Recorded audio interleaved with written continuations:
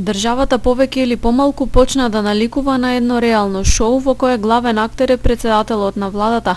Апелирам до него конечно да се вразумни, да свати дека илјадници животи зависат од неговото однесување, затоа што сето она што го прави ја води Македонија во комплетно погрешна насока.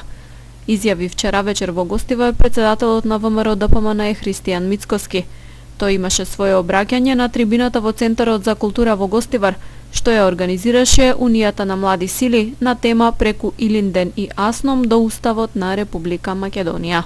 Без разлика на нивната нација, без разлика на нивната вера, луѓето некако како да ја изгубија целокупната надеж дека може подобро, дека треба подобро и дека ние заслужуваме подобро.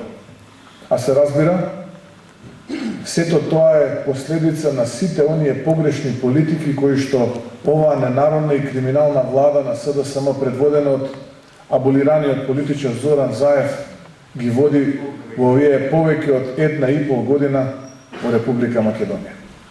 А зашто тоа се случува?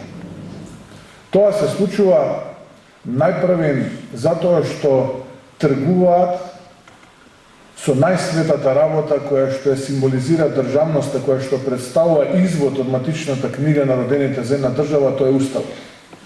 Тргуваат со Уставот само со една цел – да ги спасат, времено да ги продолжат нивните политички кариери, а при тоа не се свесни дека многу брзо доаѓа крајот на нивното политичко битисување одека во Република Македонија. А после крајот доаѓа и казната.